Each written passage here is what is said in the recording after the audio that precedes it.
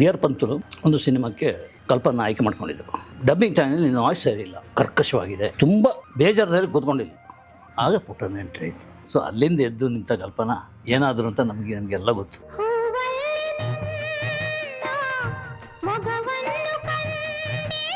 ಅಲ್ಲಾದ ಅವಮಾನವೇ ಮುಂದೆ ಪುಟ್ಟಣ್ಣ ಮತ್ತೆ ಕಲ್ಪನಾ ಅವರ ಜೋಡಿ ಒಂದು ಸಕ್ಸಸ್ಫುಲ್ ಅಂದ್ರೆ ಹೌದು, ಸಕ್ಸಸ್ಫುಲ್ ಅಂದ್ರೆ ಅಂತಿಂತ ಸಕ್ಸಸ್ ಅಲ್ಲ.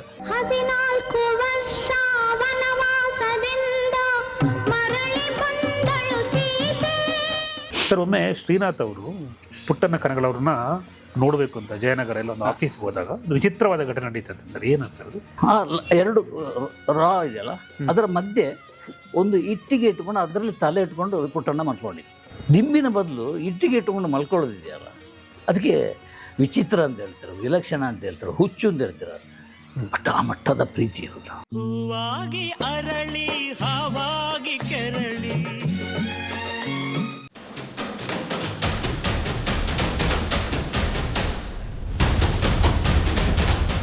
ಹಾಯ್, ಹಲೋ, ನಮಸ್ಕಾರ, ವೆಲ್ಕಮ್ ಟು ಬಿಯಾಂಡ್ ಲಿಮಿಟ್ಸ್. ಇದು ಆನ್ ದ ರೆಕಾರ್ಡ್ನ ಹೊಸ ಸಂಚಿಕೆ. ನಮ್ಮ ಜೊತೆ ಇದ್ದಾರೆ ಹಿರಿಯ ಸಿನಿಮಾ ಪತ್ರಕರ್ತರಾದಂಥ ಗಣೇಶ್ ಕಾಸರಗೋಡು ಸರ್. ಸರ್ ನಮಸ್ತೆ. ನಮಸ್ತೆ. ನೀವು ಪದೇ ಪದೇ ಆಫ್ ದಿ ರೆಕಾರ್ಡ್ ಅಂತ ಹೇಳ್ತಾ ಇದ್ರೆ ನನ್ನ ಪುಸ್ತಕದ ಟೈಟ್ಲ್ ಅದು. ಹೌದು, ಅದರ ಬೇಸ್ ಮೇಲೆ ಅದರಲ್ಲಿ ಏನು ಬರ್ದಿದ್ನೋ ಹೌದು, ಅದರ ಹಿನ್ನೆಲೆಯಲ್ಲಿ ಈ ಆನ್ ದಿ ರೆಕಾರ್ಡ್. ಓಕೆ, ಅದು ಆನ್ ದಿ ರೆಕಾರ್ಡನೇ. ಹೌದು, ಆಫ್ ದಿ ರೆಕಾರ್ಡ್ ಹೇಳಿರೋದು, ಹೌದು, ಅದನ್ನು ಆನ್ ದಿ ರೆಕಾರ್ಡ್ ಹಾಕಿರೋದು. ಇದು ನಾವು ಡೈರೆಕ್ಟ್ ಆನ್ ದಿ ರೆಕಾರ್ಡ್. ಹೌದು ಸರ್. ಇವತ್ತಿನ ಟಾಪಿಕ್ ಇದೆಯಲ್ಲ ಸರ್, ಒಂಥರ ಅಂದರೆ ಹಳೆಯ ನೆನಪುಗಳಿದು. ವರ್ಣಮಯ ಬದುಕಿನ ಪುಟ್ಟಣ್ಣನವರ ಆರಂಭಿಕ ದಿನಗಳು ಹೆಂಗಿತ್ತು ಸರ್? ನಾನು ಫಸ್ಟ್ ಹೇಳ್ಬಿಡ್ತೀನಿ, ಪುಟ್ಟಣ್ಣ ಅವರ ದೊಡ್ಡ ಅಭಿಮಾನಿ ನಾನು. ನನಗೆ ಯಾವ ಮುಜುಗರನೂ ಇಲ್ಲ. ಯಾಕಂದರೆ ಇವತ್ತಿಗೆ ಕನ್ನಡ ಚಿತ್ರರಂಗ ಅಂತ ಹೇಳಿದರೆ ಪುಟ್ಟಣ್ಣ ಅಂದರೆ ಆ್ಯಕ್ಚುಲಿ ಪುಟ್ಟಣ್ಣ ಅಂತ ಹೆಸರಿಡಬಾರ್ದಿತ್ತು ಅವ್ರಿಗೆ, ದೊಡ್ಡಣ್ಣ ಅಂತ ಹೆಸರಿಡಬೇಕಿತ್ತು. ಬಟ್ ಪುಟ್ಟಣ್ಣ ಹಾಗೆ ಜೀವನ ಮಾಡಿದವರು, ಅದೇ ಸೌಜನ್ಯದಿಂದ ಜೀವನ ಮಾಡಿದವರು. ಸೊ ಪುಟ್ಟಣ್ಣ ಮೇಲೆ ವಿಪರೀತ ಅಭಿಮಾನ ಅಂತ ಹೇಳಿದೆ. ಎಷ್ಟು ಅಭಿಮಾನ ಅಂತ ಹೇಳೋದಕ್ಕೆ ಒಂದು ಇನ್ಸಿಡೆಂಟ್ ಹೇಳಿಬಿಡ್ತೀನಿ. ನಾನು ಸಣ್ಣ ಮಗ, ಅವನಿಗೆ ನಾಮಕರಣ ಆಗಬೇಕಾಗಿತ್ತು. ಆದಿಂದ ಹೆಸರು ಶುರು ಆಗಬೇಕು. ಸಿಕ್ಕಾಪಟ್ಟೆ ಹುಡುಕ್ರೆ, ಅಲ್ಲಿ ಎಲ್ಲೆಲ್ಲ ಸಿಗಲಿಲ್ಲ. ಆದ್ದರಿಂದ ನನಗೆ ಸಿಗಲಿಲ್ಲ ಅಂದರೆ ನನಗೆ ಸೆಟ್ ಆಗುವಂಥ ಸಿಗಲಿಲ್ಲ. ಅದೇ ದಿವಸ ಅಂದರೆ ಹಿಂದಿನ ದಿವಸ, ನಾಮಕರಣದ ಹಿಂದಿನ ದಿವಸ ಸಿನಿಮಾ ನೋಡ್ತಾ ಇದೆ, ಅಮೃತಗಳಿಗೆ. ಆ ಸಿನಿಮಾ ನೋಡ್ತಾ ಇರುವಾಗ ಅದರಲ್ಲಿ ರಾಮಕೃಷ್ಣ ಮಗನ ಹೆಸರು ಅಲೋಕ ಅಂತೇಳಿ. ಓಕೆ. ಸೊ ಏ ಬೇಕಾದ್ದು, ಹೌದು, ಅಲೋಕ. ಕ್ಲಾಪ್ ಹಾಕಿದೆ, ಮಿಸಸ್ ಓಡ್ಕೊಂಬಂದು ಏನಾಯ್ತು ಅಂತೇಳಿ ಹೆಸರು ಸಿಕ್ತು, ಅಲೋಕ ಅಂತೇಳಿ. ಸೊ ಪುಟ್ಟಣ್ಣನ ನೆನಪಿಗಾಗಿ ಇದು ಒಳ್ಳೆಯ ಹೆಸರು ಅಲೋಕ. ಹೌದು, ಎಲ್ಲವನ್ನು ಮೀರಿದ್ರೆ. ಮತ್ತು ಇದು ನಮ್ಮ ಸಂಸ್ಥೆಯ ಟೈಟ್ಲೇ ಇದೆ ಅಲ್ವಾ? ಹೌದು, ಬಿಯಾಂಡ್ ಲಿಮಿಟ್ಸ್. ಅದು ಅಲೋಕ. ಹೌದು. ಸೊ ಆ ಹೆಸರಿಟ್ಟಿದ್ದೀನಿ, ಅಲೋಕ ಜಿ ಕಾಸರಗೋಡು ಅಂತೇಳಿ, ಗಣೇಶ್ ಕಾಸರಗೋಡು ಅಂತೇಳಿ. ಈಗಲೂ ಅದು ಚಲಾವಣೆಯಲ್ಲಿದೆ. ಒಂದು ಆರಿದಿ ಅಂತೇಳಿ ಕನ್ಸ್ಟ್ರಕ್ಷನ್ ಹೌಸ್ ಮಾಡಿದ್ದಾನೆ. ಓಕೆ, ಆರಾಮಾಗಿದ್ದಾನೆ, ತುಂಬ ಚೆನ್ನಾಗಿದ್ದಾರೆ. ಅವರು ಒಂಥರ ಡೈರೆಕ್ಟ್ರೇ, ಬಿಲ್ಡಿಂಗ್ ಆಟೋದಲ್ಲಿ ಬಿಲ್ಡಿಂಗ್ ಡೈರೆಕ್ಟ್ರು. ಹೌದು, ಹಾಗೆ ಬಂದಿರೋದು. ಆಮೇಲೆ ಇನ್ನು ಸ್ವಲ್ಪ ವಿಸ್ತರಿಸಿ ಹೇಳ್ತೀನಿ. ಹೆಣ್ಣು ಮಗ ಆಗ್ಬೋದು ನನಗೆ ಭಾರಿ ಆಸೆ ಇತ್ತು. ದೊಡ್ಡ ಮಗ ಅಭಿಷೇಕ ಅಂದರೆ ಅಭಿಷೇಕ ದೇವರಿಗೆ ಅಭಿಷೇಕ ಮಾಡೋದು. ಹೌದು. ಸೊ ಇನ್ನೊಂದು ಯಾವುದು, ಪೂಜಾ. ಹೆಣ್ಣು ಮಗ ಆಗುತ್ತೆ ಅಂತೇಳಿ ಪೂಜಾ ಅಂತ ಹೆಸರನ್ನು ನಾನು ಸೆಲೆಕ್ಟ್ ಮಾಡಿಕೊಂಡೆ. ಆ ಹೆಸರು ಗಂಡು ಮಗ ಆಗ್ಬಿಟ್ಟ, ಪೂಜಾ. ಹಾಗೆ ಆಯಿತು. ತಕ್ಷಣ ನನ್ನ ತಂಗಿ ಉಷಾ ಇದ್ದಾಳೆ, ಅವಳಿಗೆ ಹೆಣ್ಣು ಮಗ ಆಗಿದೆ. ಅಣ್ಣ ಆ ಹೆಸರನ್ನು ನನ್ನ ಮಗಳಿಗೆ ಇಡ್ತೀನಿ ಅಂತೇಳಿ. ಸೊ ಇಟ್ಕೊ, ಅವಳಿಗೆ ಪೂಜಾ, ಅಲ್ಲಿಗೆ ಅದು ಆಯಿತು, ಅವಳಿಗೆ ಪೂಜಾ, ಇವನ ಅಲೋಕ. ಓಕೆ. ಸೊ ಈ ಥರ ಪುಟ್ಟಣ್ಣನ ವ್ಯಾಪ್ತಿಯಲ್ಲಿ ಬಂದಂತಹ ಹೆಸರುಗಳಿದು. ಅದು ನಾನು ದೊಡ್ಡ ಅಭಿಮಾನಿ ಅನ್ನೋದಕ್ಕೆ ಒಂದು ಉದಾಹರಣೆ ಹೇಳಿದೆ ಅಷ್ಟೇ. ಎಲ್ರಿಗೂ ಆರಂಭದ ದಿನಗಳಲ್ಲಿ ಎಲ್ಲರೂ ಫಜೀತಿ ಪಟ್ಟವ್ರೆ. ಪುಟ್ಟಣ್ಣ ಮಾತ್ರ ಅಲ್ಲ, ಎಲ್ಲರೂ ತುಂಬ ಫಜೀತಿ ಪಟ್ಟರು. ಪೆಟ್ರೋಲ್ ಬಂಕಲ್ಲಿ ಪೆಟ್ರೋಲ್ ಹಾಕೋ ಕೆಲಸ ಮಾಡಿದರು ಪುಟ್ಟಣ್ಣವರು. ಆಮೇಲೆ ಡ್ರೈವರ್ ಕೆಲಸ ಮಾಡಿದರು, ಯಾರಿಗೋ ಯಾವುದೋ ಕಾರಿಗೆ ಡ್ರೈವರ್ ಕೆಲಸ. ಇದೆಲ್ಲ ಆಗಿ ಹೇಗೋ ಸಿನಿಮಾದ ಆಕರ್ಷಣೆ. ಸೊ ಇಲ್ಲಿಗೆ ಸೇರಿಕೊಂಡ್ರು, Pantulu, B R Pantulu. Okay. ಅವರ ಶಿಷ್ಯನಾಗಿ ಸೇರಿಕೊಂಡ್ರು. ಅಲ್ಲಿ ಅವರು ನಾನು ಏನಾಗಬೇಕು ಅಂತ ಹೇಳಿದ್ದು ಸ್ಪಷ್ಟವಾಗಿ ಗೊತ್ತಾಗ್ಬಿಡ್ತು. ಅಲ್ಲಿ ಒಂದು ಇನ್ಸಿಡೆಂಟ್ ಆಯಿತು. ಪುಟ್ಟಣ್ಣ ಬಿ ಆರ್ ಪಂತುಲು ಒಂದು ಸಿನಿಮಾಕ್ಕೆ ಕಲ್ಪನ ಆಯ್ಕೆ ಮಾಡ್ಕೊಂಡಿದ್ದರು. ಕಲ್ಪನಾ ಕಲ್ಪನಾ ಎಲ್ಲ ಆಯ್ತು, ಶೂಟಿಂಗ್ ಆಯಿತು. ಸೊ ಡಬ್ಬಿಂಗ್ ಟೈಮ್ನಲ್ಲಿ ಆ ಸಿನಿಮಾ ಪರ್ಟಿಕ್ಯುಲರ್ ಸಿನಿಮಾ ಡಬ್ಬಿಂಗ್ ಟೈಮ್ನಲ್ಲಿ ವಾಯ್ಸ್ ಸರಿಯಿಲ್ಲ. ಯಾರ್ದು? ಕಲ್ಪನಾ ಅವರು. ಹೌದು, ಕರ್ಕಶವಾಗಿದೆ, ಅದನ್ನು ನಾನು ಬೇರೆಯವ್ರ ಕೈಯಿಂದ ಮಾಡಿಸ್ತೀನಿ ಅಂತ ಪಂತುಲು ಹಠ ಹಿಡಿದ್ಬಿಟ್ರು. ಯಾರು? ಪಂತುಲು ಅವರು. ಹಾಂ, ಕಲ್ಪನೆಗೆ ಹೇಗಾಗಿರ್ಬೋದು. ಸೊ ಆವಾಗಲೇ ಅವರು ಸ್ಟಾರ್. ಆವಾಗಲೇ. ಸೊ ಅಲ್ಲಿ ತುಂಬ ಬೇಜಾರದಲ್ಲಿ ಕೂತ್ಕೊಂಡಿಲ್ಲ. ಆಗ ಪುಟ್ಟನ ಎಂಟ್ರಿ ಆಯಿತು. ಹೆದರಬೇಡಮ್ಮ, ಅಭಯಸ್ಥ, ಹೆದರಬೇಡ, ಯಾವ ಕಾರಣಕ್ಕೂ ನಾನಿದ್ದೀನಿ, ನನ್ನ ಮೊದಲ ಸಿನಿಮಾದಲ್ಲಿ ನೀನೇ ಹೀರೋ, ನನ್ನನ್ನು ಯಾವ ಮಟ್ಟಕ್ಕೆ ಬೆಳೆಸ್ತೀನಿ ನೋಡ್ತಾ ಇರು. ಈಗ ಅವಮಾನ ಆಯ್ತಲ್ಲ ನಿನಗೆ ಕಂಠ ಅಂತೇಳಿ, ಅದೇ ಕಂಠ ಅದೇ ರೀತಿ ಮಾತಾಡುವಂಥ ತಾರೆಯರು ಕ್ಯೂ ಕಟ್ಟಿ ನಿಲ್ಲಬೇಕು. ಇದು ಪುಟ್ಟಣ್ಣ ಅಭಯ ಕೊಟ್ಟಿದ್ದು. ಸೊ ಅಲ್ಲಿಂದ ಎದ್ದು ನಿಂತ ಕಲ್ಪನಾ ಏನಾದರೂ ಅಂತ ನಮಗೆಲ್ಲ ಗೊತ್ತು, ಮಹಾನಟಿಯಾಗಿ. ಹೌದೌದು. ಸೊ ಇದು ಅಲ್ಲಿಂದ ಶುರುವಾದ ಪುಟ್ಟಣ್ಣ ಆರಂಭದ ದಿನಗಳು. ಅವರ ಶಿಷ್ಯ ಪಂತುಲ್ ಅವರ ಶಿಷ್ಯ. ಎಸ್. ಆಮೇಲೆ ಒನ್ ಬೈ ಒನ್ ಒಂದು ಫಸ್ಟ್ ಸಿನಿಮಾ ಒಂದು ಮಲಯಾಳ ಸಿನಿಮಾ ಅವರು ಪೂಚಕ್ಕಣ್ಣಿ ಅಂತೇಳಿ, ನಮ್ಮ ಇವರಿದ್ದಾರಲ್ಲ ತ್ರಿವೇಣಿಯವರ ಕಾದಂಬರಿ, ಬೆಕ್ಕಿನ ಕಣ್ಣು ಕಾದಂಬರಿ, ಅದು ಪೂಚಕ್ಕಣ್ಣೆ. ಅದೆರಡು ಒಂದು ಅರ್ಥ ಮಲಯಾಳದಲ್ಲಿ. ಮಲಯಾಳ ಸಿನಿಮಾ ಫಸ್ಟ್ ಮಾಡಿದ್ದು, ಆಮೇಲೆ ತೆಲುಗು ಮಾಡಿದರು, ನಂತರ ಬಂದರು ಕನ್ನಡಕ್ಕೆ ಪುಟ್ಟಣ್ಣ. ಸೊ ಹೀಗೆ ಅವರ ಜೀವನ ಆರಂಭ ಆಯಿತು. ಅಂದರೆ ಅಲ್ಲಾದ ಅವಮಾನವೇ ಮುಂದೆ ಪುಟ್ಟಣ್ಣ ಮತ್ತೆ ಕಲ್ಪನಾ ಅವರ ಜೋಡಿ ಒಂದು ಸಕ್ಸಸ್ಫುಲ್. ಅಂದರೆ ಹೌದು, ಸಕ್ಸಸ್ಫುಲ್ ಅಂದ್ರೆ ಅಂತಿಂತ ಸಕ್ಸಸ್ ಅಲ್ಲ. ಸೊ ಅದಕ್ಕೊಂದು ಅಂದರೆ ಅವತ್ತಿನ ಅವಮಾನವೇ ಇದು ಒಳ್ಳೇದಾಯ್ತು. ಹೌದು. ಇಲ್ಲದಿದ್ದರೆ ಹಾಗೆ ಹೋಗ್ಬಿಡ್ತಿತ್ತು. ಪುಟ್ಟಣ್ಣ ಚಾಲೆಂಜ್ ಆಗಿ ತಗೋತಾ ಇರಲಿಲ್ಲ. ಸೊ ಅದರಿಂದಾಗಿ ಒಂದು ಒಳ್ಳೆ ಕಾಂಬಿನೇಷನ್. ಇಂಥ ಸವಾಲುಗಳು ಚಿತ್ರರಂಗದಲ್ಲಿ ಸಾಮಾನ್ಯ. ಹೌದು, ಅವಮಾನಗಳು ಎದ್ದು ನಿಲ್ಲಕ್ಕೆ ಒಬ್ಬ ಬೇಕು ಸಪೋರ್ಟ್ ಮಾಡಲಿಕ್ಕೆ.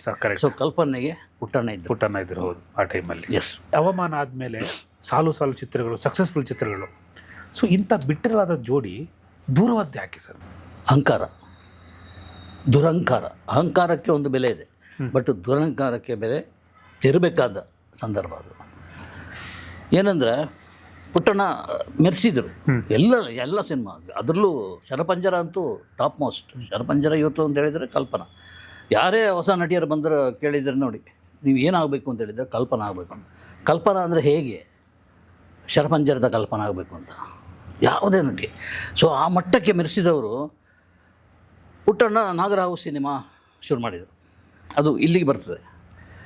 ಶುರು ಮಾಡಿದಾಗ ಅಲ್ಲಿ ಆಯ್ಕೆ ಆಯಿತು, ಆರತಿ ಆಯಿತು, ಶುಭ, 2 ಕ್ಯಾರೆಕ್ಟರ್ ಆಯಿತು, ವಿಷ್ಣುವರ್ಧನ್ ನಾಯಕ ಅಂತೇಳಿ.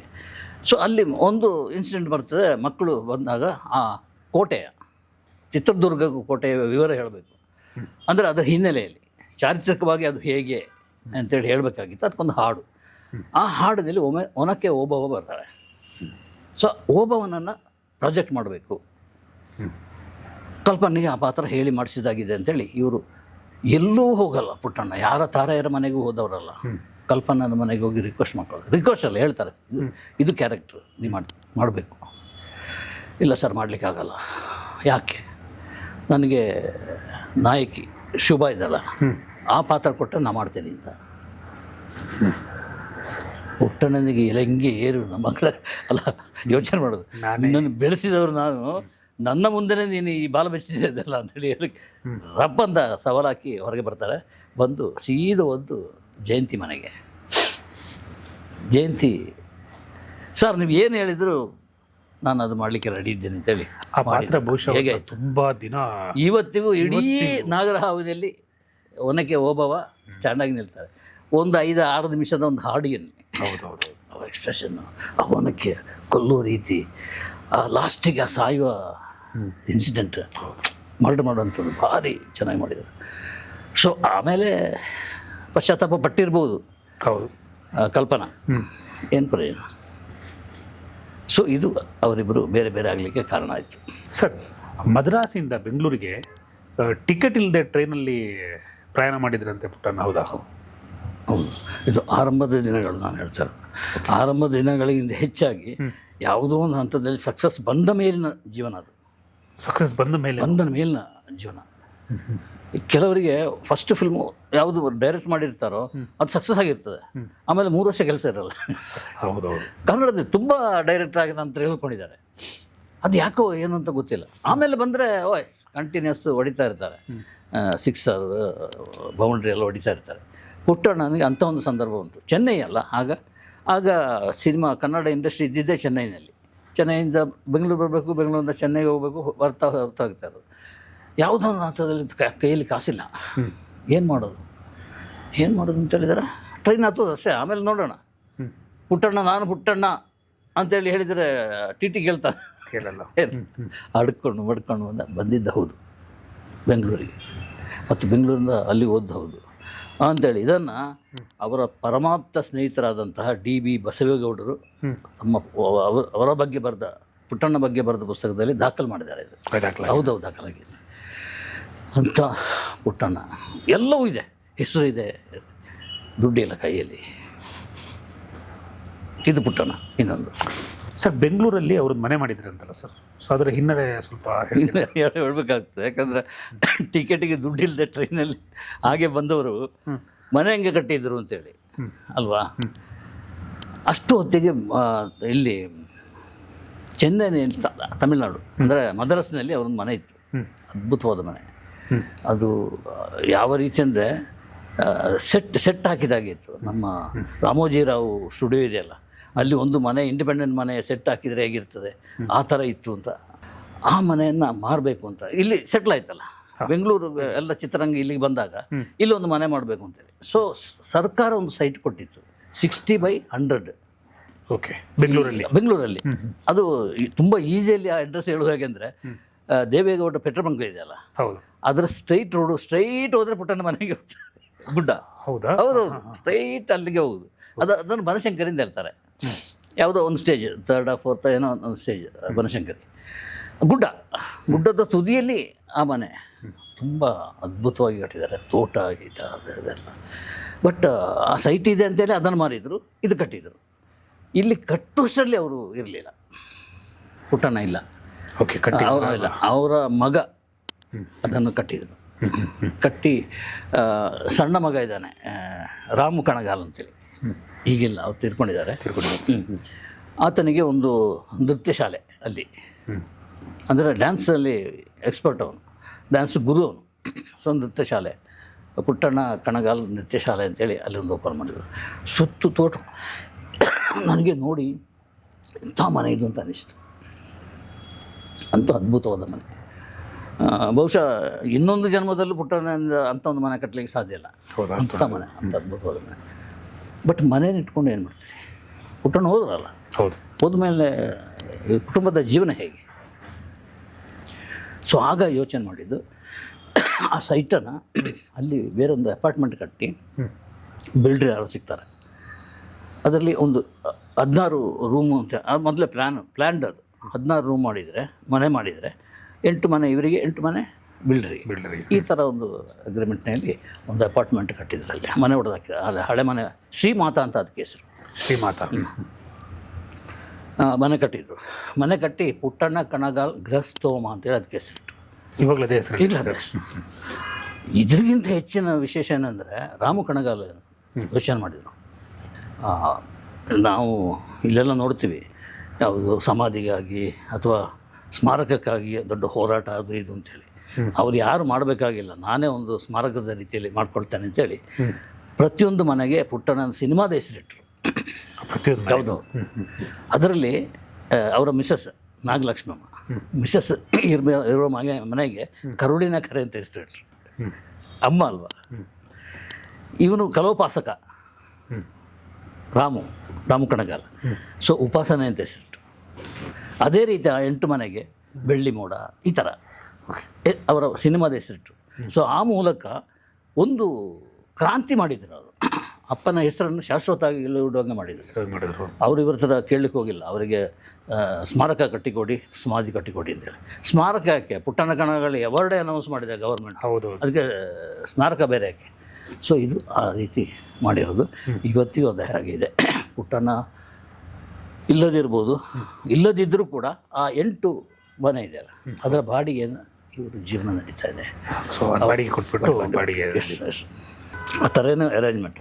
ಬಾಡಿಗೆ ಅಂದರೆ ಅವನು ಕಾಂಟ್ರಾಕ್ಟರ್ ತಾನೆ, ಬಿಲ್ಡರ್ ಕೊಟ್ಟಿರ್ತಾನೆ, ಏನು ಮಾಡ್ತಾನೆ, ಅದನ್ನು ಅವರವರ ವ್ಯವಹಾರಗಳು ಅಷ್ಟು ಸ್ವಂತದ್ದು. ಬಟ್ ಮನೆ ಮಾತ್ರ ಮನೆ ಮಾತ್ರ ಸ್ವಂತದ್ದು. ಪುಟ್ಟಣ್ಣ ಕನಗಾಲ್ ಗೃಹಸ್ಥೋಮ ಅಂತ ಮನೆ ಹೆಸರು. ಮೊದಲಿಂದು ಅದರ ಒಂದು ಚಿಕ್ಕ ಫೋಟೋ ಇದೆ, ಯಾವುದು ಪ್ರಿಂಟೆಡ್ ಫೋಟೋ, ಅದು ನಾವು ತೋರಿಸೋಣ. ಶ್ರೀಮಾತಾ ಅಂತ ಮನೆಗೆ ಹೆಸರು. ಶ್ರೀಮಾತಾ ತುಂಬ ಅದ್ಭುತವಾದ ಮನೆ, ಅದು 3 ಬೆಡ್ರೂಮ್ ಹೌಸ್ ಕಟ್ಟಿರೋದು. ಇದು ಅವರ ಮನೆಯ ಹಿನ್ನೆಲೆಯ ಕತೆ. ಸರ್, ಒಮ್ಮೆ ಶ್ರೀನಾಥ್ ಅವರು ಪುಟ್ಟಣ್ಣ ಕನಗಾಲ್ ಅವ್ರನ್ನ ನೋಡಬೇಕು ಅಂತ ಜಯನಗರ ಎಲ್ಲ ಒಂದು ಆಫೀಸ್ಗೆ ಹೋದಾಗ ಒಂದು ವಿಚಿತ್ರವಾದ ಘಟನೆ ನಡೀತದೆ ಸರ್. ಏನಂತ ಸರ್ ಅದು? ವಿಚಿತ್ರ, ಎಸ್, ವಿಚಿತ್ರನೇ. ಅದು ಯಾವುದೋ ಒಂದು ವಿಲಕ್ಷಣ ಕೂಡ ಅದು. ಓಕೆ. ಯಾಕಂದರೆ ಶ್ರೀನಾಥ್ ಗುರು ಅಂತೇಳಿ ಪುಟ್ಟಣ್ಣನ ಭಾವಿಸ್ತಾರೆ ಅವರು. ಯಾವುದಿದ್ರು ಗುರು ಅಂತೇಳಿ ಪುಟ್ಟಣ್ಣ ಅಂತ ಕರೆಯೋದಿಲ್ಲ, ಯಾವತ್ತಿದ್ರು ಗುರುಗಳು ಅಂತೇಳಿ. ಹಾಗೆ ಗುರುಗಳನ್ನು ಸಲ ನೋಡ್ಕೊಂಡು ಬರೋಣ ಅಂತ ಅಲ್ಲೊಂದು ಯಾವ ಕ್ರಾಸ್ ಅಂತ ನೆನಪಿಲ್ಲ, ಅಲ್ಲೊಂದು ಜೋಪಡಿ ಥರ ಮನೆ, ಅದೊಂಥರ ಕುಟೀರ, ಆಫೀಸು ಅಲ್ಲ, ಮನೆ ಅಲ್ಲ. ಯಾವಾಗಲೂ ರೆಗ್ಯುಲರ್ ಆಗಿ ಇರ್ತಾರೆ. ದೊಡ್ಡ ಲೈಬ್ರರಿ ಇದೆ, ಎಷ್ಟು ಓದ್ತಾರೆ ಅವರು, ಸಿಕ್ಕಾಪಟ್ಟೆ ಓದ್ತಾಯಿದ್ರು. ಒಂದು ಲೈಬ್ರರಿ ದೊಡ್ಡದು ಅಲ್ಲಿ ಇಲ್ಲೆಲ್ಲ. ಸೊ ಆ 2 ರಾ ಇದೆಯಲ್ಲ, ಅದರ ಮಧ್ಯೆ ಒಂದು ಇಟ್ಟಿಗೆ ಇಟ್ಕೊಂಡು ಅದರಲ್ಲಿ ತಲೆ ಇಟ್ಕೊಂಡು ಪುಟ್ಟಣ್ಣ ಮಲ್ಕೊಂಡಿದ್ರು. ನಂಬ್ತೀರ? ಇಟ್ಟಿಗೆ ಮೇಲೆ ಡಾಕ್ಟ್ರ್ ಹೇಳಿದರೆ ಇಟ್ಟಿಗೆ ಕಟ್ಟೋದು ಕಾಲಿಗೆ, ಅದೆಲ್ಲ ಇದೆ. ಹೌದು, ಕಾಲು ಮುರಿದ್ರೆ ಅದೇನೋ ಒಂದು ಟ್ರೀಟ್ಮೆಂಟ್. ದಿಂಬು ಬದಲು ಇಟ್ಟಿಗೆ ಇಟ್ಟುಕೊಂಡು ಮಲ್ಕೊಂಡಿದ್ದಾರೆ. ಗುರುಗಳೇನು ಹೀಗಾಗಿದ್ದಾರೆ, ಯಾಕಿದು ಅಂಥೇಳಿ ಶ್ರೀನಾಥಿಗೆ ದೊಡ್ಡ ಪ್ರಶ್ನೆ ಎದುರಾಯಿತು. ಸೊ ಎಬ್ಸಿ ತಗೊಂಡು ಅಳ್ತಾ ಇದ್ದಾರೆ. ಮಲ್ಕೊಂಡಿದ್ದರಿಂದ ನೀರು ಬೀಳ್ತಾಯಿದೆ. ಏನಾಯಿತು ಗುರುಗಳೇ, ಏನಾಯಿತು? ಏನಿಲ್ಲ, ನಿನ್ಗೆ ಗೊತ್ತಲ್ಲ ಆರತಿಗಾಗಿ ನಾನು ಏನೇನು ಮಾಡಿದೆ ಅಂತೇಳಿ. ಅಲ್ಲಿ ನೋಡಿದ್ರೆ ಕಲ್ಪನಾ ಒಂದು ಚಾಲೆಂಜ್, ಯಾವುದೋ ನನ್ನ ಗುರುಗಳಿಗೆ ಚಾಲೆಂಜ್ ಹಾಕ್ಕೊಂಡು ಅವಳಿಗೆ ಅವಕಾಶ ಕೊಟ್ಟು ದೊಡ್ಡ ರೀತಿಯಲ್ಲಿ ಬೆಳೆಸಿದೆ. ಅವಳು ಕೈ ಕೊಟ್ಟಳು. ಈಗ ಆರತಿ ಹೇಗೆ ಕೈ ಕೊಟ್ಟಳು ಅಂದರೆ, ಒಂದು ಸಂಬಂಧ ಇತ್ತು ನನಗೆ. ಸೊ ಒಂದು ಮನೆ ಕಟ್ಟಬೇಕಾಗಿತ್ತು. ಆಗ ಇದು ರಿಂಗ್ ರೋಡ್ ಇರಲಿಲ್ಲ, ಇದು ಆಗಿರಲಿಲ್ಲ ರಿಂಗ್ ರೋಡ್ ಅಂತೇಳಿ. ಬರೀ ಮಣ್ಣಿನ ಮರಸ್ತಾ ಇತ್ತು ಅಲ್ಲಿ. ಜಯನಗರ 2nd ಫೇಸ್ ಅಂತ ಹೇಳಿದರೆ, ಅಲ್ಲ ಇದು JP ನಗರ 2nd ಫೇಸ್ ಅಂತ ಹೇಳಿದರೆ ಅದು ಬೆಂಗಳೂರಿನ ಹೊರಗೆ. ಆ ಕಾಲದಲ್ಲಿ ಒಂದು ಸೈಟ್ನಲ್ಲಿ ಇವರು ಮನೆ ಕಟ್ಟಿಕೊಟ್ಟಿದ್ದಾರೆ ಪುಟ್ಟಣ್ಣ ಆರತಿಗೆ. ಆ ಮನೆ ಕಟ್ಟುವಾಗ ಪ್ರತಿಯೊಂದು ಇಟ್ಟಿಗೆಯನ್ನು ನಾನೇ ಇಟ್ಟಿದ್ದು ಅಂತ ಅವರ ಕಲ್ಪನೆ. ಬೆಳ್ಳಿ ತೆರೆ ಅಂತ ಆ ಮನೆಗೆ ಹೆಸರಿಟ್ಟಿದ್ದಾರೆ, ಬೆಳ್ಳಿ ತೆರೆ ಅಂತೇಳಿ. ಸೊ ಆ ನೆನಪು ಅಂದರೆ ಆರತಿ ಕೈ ಕೊಟ್ಟಾಗ ಈ ಒಂದು ನೆನಪಿನೆಲ್ಲ ಅದು ನಮ್ಮಲ್ಲಿ ಕೊಡ್ತಾರೆ ಅಂತೇಳಿ. ಸಿನಿಮಾ ಅದು. ದಿಂಬಿನ ಬದಲು ಇಟ್ಟಿಗೆ ಇಟ್ಟುಕೊಂಡು ಮಲ್ಕೊಳ್ಳೋದಿದೆಯಲ್ಲ, ಅದಕ್ಕೆ ವಿಚಿತ್ರ ಅಂತ ಹೇಳ್ತಾರೆ, ವಿಲಕ್ಷಣ ಅಂತ ಹೇಳ್ತಾರೆ, ಹುಚ್ಚು ಅಂತ ಹೇಳ್ತಾರೆ. ಬಟ್ ಆ ಮಟ್ಟದ ಪ್ರೀತಿ ಇರೋದು ಆರತಿ ಮೇಲೆ, ಆ ಮಟ್ಟದ್ದು. ಸೊ ಆ ಇಟ್ಟಿಗೆ ನಾನು ಒಂದೊಂದು ಇಟ್ಟಿಗೆ ಇಟ್ಟು ಕಟ್ಟಿದ ಮನೆಯ ಒಡತಿ ನನ್ನನ್ನು ರಿಜೆಕ್ಟ್ ಮಾಡಿಕೊಂಡು ಹೋದ್ಲಲ್ಲ ಅಂತ ಆ ದುಃಖದಲ್ಲಿ ಹೇಳ್ಕೊಂಡು ಬನ್ನಿ ಗುರುಗಳಿಗೆ. ಈಗ ಸಬ್ಜೆಕ್ಟ್ ಸಿಕ್ಕಿದಾಗ ಆಯಿತು ಶ್ರೀನಾಥಿಗೆ. ಓಕೆ, ಬನ್ನಿ ಗುರುಗಳೇ, ಕೂತ್ಕೊಂಡು ಮಾತಾಡೋಣ, ಏನು ಯೋಚನೆ ಮಾಡಬೇಡಿ, ಇದನ್ನೇ ಸಬ್ಜೆಕ್ಟಾಗಿ ಇಟ್ಕೊಂಡು ಒಂದು ಸಿನಿಮಾ ಮಾಡೋಣ ನಾವು. ಅಯ್ಯೋ, ಯಾರು ದುಡ್ಡು ಹಾಕ್ತಾರೆ? ನಾನು ಹಾಕ್ತೀನಿ. ಶ್ರೀನಾಥ್ ದುಡ್ಡು ಇತ್ತೋ ಇಲ್ವೋ ಗೊತ್ತಿಲ್ಲ, ನಾನು ಹಾಕ್ತೀನಿ. ಹಾಗೆ ಬಂದಿದ್ದೆ ಮಾನಸ ಸರೋವರ. ಏನಾಯ್ತು ಅಂತ ಗೊತ್ತಾಯ್ತಲ್ಲ, ಸೂಪರ್ ಡೂಪರ್ ಹಿಟ್. ಅದರಲ್ಲಿ ನನಗೆ ಶ್ರೀನಾಥ್ ಮೆರೆಸಿಬಿಟ್ರು ಅಲ್ವ. ಶ್ರೀನಾಥಿಗೆ ಮೆರೆಸಿದ್ದು ಎಲ್ಲೆಲ್ಲಿ, ಶುಭಮಂಗಳದಲ್ಲಿ ಮೆರೆಸಿದ್ರು, ಎಲ್ಲೆಲ್ಲೂ ಮೆರೆಸಿಬಿಟ್ರು. ತುಂಬ ದೊಡ್ಡ ರೀತಿಯಲ್ಲಿ ಒಬ್ಬ ನಾಯಕನನ್ನು, ಒಂದು ವಿಷ್ಣುವರ್ಧನ್ ನಾಗರಹವನಲ್ಲಿ. ಆಮೇಲೆ ಮೆರೆಸಿದ್ದೆಲ್ಲ ಶ್ರೀನಾಥನ ಇದು ಈ ಸಿನಿಮಾಗಳನ್ನು. ಸೊ ಮಾನಸ ಸರೋವರ ದೊಡ್ಡ ಹಿಟ್ಟಾಯಿತು. ಅದರಲ್ಲೊಂದು ಹಾಡಿನ ಇದೇನೋ ಬರ್ತದೆ, ಸಾಕಿದಾಗಿ ನೀನೇ ಸಾಕಿದ ಗಿಣಿ ಹಾಡು. ಆ ಹಾಡು ಬರ್ಸ್ಲಿಕ್ಕೆ ಎಷ್ಟು ತೊಂದರೆ ಕೊಟ್ಟರು, ಆಮೇಲೆ ಅದನ್ನು ಹಾಡಿಸ್ಲಿಕ್ಕೆ ಎಷ್ಟು ತೊಂದರೆ ಕೊಟ್ಟರು ಅಂತೇಳಿ ಅವರು ಬಸವೇಗೌಡರು ಬರೆದಿದ್ದಾರೆ. ಆ ಬುಕ್ಕಲ್ಲಿ ಬರ್ತಿದ್ದಾರೆ. ತುಂಬ ಇಂಟ್ರೆಸ್ಟಿಂಗ್ ಆಗಿದೆ. ಕೆಲವೊಮ್ಮೆ ಸಾಕ್ಷಾತ್ ಪುಟ್ಟಣ್ಣ, ನಾನು ಒಂದು ಸಲ ಹೋಗಿ ಭೇಟಿಯಾಗಿ, 2-3 ಸಲ ಭೇಟಿಯಾಗಿದ್ದೆ ಪುಟ್ಟಣ್ಣ ಅವರು. ಆಗೆಲ್ಲ ಕೆಲವು ವಿಷಯಗಳನ್ನು, ಕೆಲವು ಘಟನೆಗಳನ್ನ, ಸಣ್ಣ ಇನ್ಸಿಡೆಂಟನ್ನು ಹೇಳಿದ್ದಿದೆ.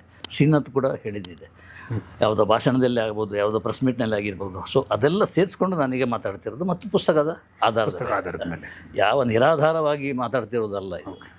ಕೆಲವರಿಗೆ ಈಗಿನ ಹುಡುಗರಿದ್ದಾರೆ, ಅವ್ರಿಗೆ ಅನ್ಸೋದು ಏನು ಇದು ಏನೋ ಬಿಡ್ತಾ ಇದ್ದಾರೆ ಅಂತಿಲ್ಲ. ಅಲ್ಲ, ಇದಕ್ಕೆ ಆಧಾರ ಸಾಧಾರವಾಗಿ ಮಾತಾಡ್ತಿರೋದು. ಸೊ ಹಾಗಾಯಿತು. ಸರ್ ದಯವಿಟ್ಟು ಅದರ ಹಾಡು ಬಗ್ಗೆ ಸ್ವಲ್ಪ ಹೇಳಿ ಸರ್. ನೀನೇ ಸಾಕಿದಾಗಿನಿ ಹಾಡು. ಆ ಹಾಡು ಇಂಥ ಒಂದು ಹಾಡು ಬೇಕು ಅಂತ ಬರ್ಸಿದ್ರು ಹಾಡಬೇಕು ಅಂತೇಳಿ. ನೀನೇ ಸಾಕಿದಾಗಿನಿ ಹಾಡು ಬರ್ದಾಯಿತು, ಇದಾಯಿತು. SP ಅನ್ನು ಕರೆಸಿದ್ರು, ಹಾಡು ಅಂತೇಳಿ ಅವರು ಹಾಡಿದರು. ಹೇ ಇದಲ್ಲ, ನೀನೇ ಅಲ್ಲಿ ಹೋಗ್ಬೇಕು, ಟಾಪಿಗೆ ಹೋಗಬೇಕು. ಎಷ್ಟು ಟಾಪಿಗೆ ಮಾಡಿದರೂ ಹೋಗ್ತಾ ಇಲ್ಲ ಇವರಿಗೆ, SP ಬಾಲಸುಬ್ರಹ್ಮಣ್ಯಗೆ. ಅವ್ರಿಗೆ ತೊಂದರೆ ಆಗುವಷ್ಟು ಇವರು ತೊಂದರೆ ಕೊಟ್ಟರು. SP ಬಾಲಸುಬ್ರಹ್ಮಣ್ಯ. ಹೌದು, ಹಾಡು ಇವ್ರದೊಂದು ಕಲ್ಪನೆ ಇದೆಯಲ್ಲ, ಅದು ಹಾಡು ಕೇಳಿದಾಗ ಜನಕ್ಕೆ ಇದಾಗಬೇಕು, ನನ್ನ ನೋವು ಅರ್ಥ ಆಗಬೇಕು ಅವರಿಗೆ ಅಂತೇಳಿ. ಅದಕ್ಕೆ ತಕ್ಕ ಹಾಗೆ ವಿಜುವಲ್ ಆಗಿ ಗಿಣಿ ಅದು ಇದು ಹಾವು ಅದೆಲ್ಲ ತೋರಿಸಿದ್ದಾರೆ, ಸ್ಫೋಟ ಆಗೋದೆಲ್ಲ ತೋರಿಸಿದ್ದಾರೆ. ಅಂಥ ಜಾಗದಲ್ಲೇ ಶೂಟ್ ಮಾಡಿದ್ದಾರೆ ಅವರು. ಸೊ ಹಾಡು ಇನ್ನು ಮೇಲೆ ಇನ್ನು ಟಾಪ್ ಅಂತೇಳಿ ಕೊನೆಗೆ ಈಗ ಏನು ಚಲಾವಣೆಯಲ್ಲಿ ಇದೆಯೋ ಆ ಹಾಡು ಆ ಟಾಪಿಗೆ ಬಂತು. ಅದೆಷ್ಟು ಎಫೆಕ್ಟಿವ್ ಆಗಿದೆ. ಹೌದು, ನಮಗೆ ಕೇಳಿದಾಗ ಅದು ಏನದು ಹಾಡು ಹಾಡಿದ್ದಾರೆ. SP ಸ್ವಂತ ಅವರಿಗೆ ಸಮಸ್ಯೆ ಆದಾಗೆ ಹಾಡಿದ್ದಾರೆ. ಕರೆಕ್ಟ್. ಇಷ್ಟು ತೊಂದರೆ ಕೊಟ್ಟು ಹಾಡಿಸಿದ್ದು ನನಗೆ ಇದೇ ಬೇಕು ಅಂತ. ಆಟ ಪುಟ್ಟಣ್ಣದ ಆಟ ಯಾವತ್ತಿದ್ರೂ ಅಷ್ಟೇ, ಒಂದು ಸೀಕ್ವೆನ್ಸ್ ಇರಲಿ, ಒಂದು ಫ್ರೇಮ್ ಇರಲಿ, ನನಗೆ ಇದು ಬೇಕು ಅಂತಂದರೆ ಇದು ಬೇಕು. ಕ್ಯಾಮ್ರಾಮನ್ನಿಂದ ತಗೊಳ್ತಾರೆ, ಹಾಡು ಬರ್ಸೋರಿಂದ ತೊಗೊಳ್ತಾರೆ, ಮ್ಯೂಸಿಕ್ ಡೈರೆಕ್ಟ್ರಿಂದ ತೊಗೊಳ್ತಾರೆ. ಅದು ತೊಗೊಳ್ಳೋ ಕಲೆ ಇದೆಯಲ್ಲ, ಹೌದು, ಅದಕ್ಕಾಗಿ ಅವರು ಪುಟ್ಟಣ್ಣಾಗಿದ್ದಾರೆ. ಒಬ್ಬ ನಿರ್ದೇಶಕನ ಕರ್ತವ್ಯನೂ ಅದು. ಹೌದೌದು, ಕಲ್ಪನೆ. ಅವರೊಂದು ಸಿನಿಮಾ ನೋಡಿರ್ತಾರೆ, ಹೌದು, ತಲೆಯಲ್ಲಿ ಸಿನಿಮಾ ಕೂತ್ಕೊಂಡಿರ್ತದೆ, ಅದನ್ನು ಎಕ್ಸ್ಪ್ರೆಸ್ ಮಾಡಬೇಕು, ಹೀಗೆ ಬರಬೇಕು. ಲಾಸ್ಟಿನ ಇದೊಂದು ಮಾನಸ ಸರೋವರದಲ್ಲಿ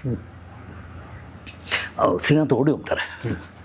ಅದು ಇನ್ನೂ ಅಲ್ಲಿ ನಿಂತು ಆ ಕಲ್ಲು ತೊಗೊಳೋದಿದೆಯಲ್ಲ ಹೊಡಿಲಿಕ್ಕೆ, ಅಪ್ಪ ಎಂಥ ಕಲ್ಪನೆ ಇದು.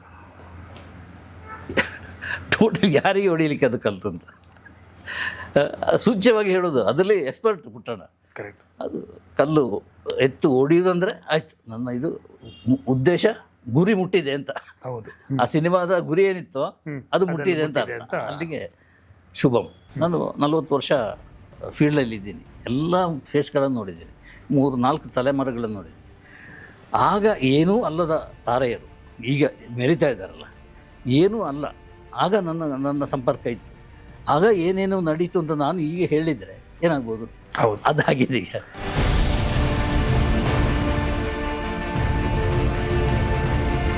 ಬಟ್ ಅದಕ್ಕೊಂದು ಹೃದಯ ಬೇಕು. ದರ್ಶನ್ ಹೇಳ್ತಾರೆ, ಬೇರೆ ಯಾರು ಹೇಳಲ್ಲ ನನಗೆ ತಿಳಿದ ಮಟ್ಟಿಗೆ. ಅಹಂಕಾರಕ್ಕೆ ಕ್ಷಮೆ ಇದೆ, ದುರಹಂಕಾರಕ್ಕೆ ಕ್ಷಮೆ ಇಲ್ಲ.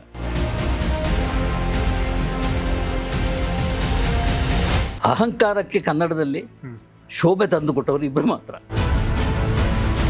ಸೊ ಅಂಥ ನೋವು ಎಷ್ಟು ಡೈರೆಕ್ಟಾಗಿ ಪುಟ್ಟಣ್ಣನಿಗೆ ಇದ್ದಿರ್ಬೋದು. ಸರ್, ನಿರ್ದೇಶಕರ ಸಂಘ ಉದ್ಘಾಟನೆ ದಿನ ಪುಟ್ಟಣ್ಣವ್ರಿಗೆ ಏನೋ ಆಯ್ತು ಅಂತಲ್ಲ ಸರ್?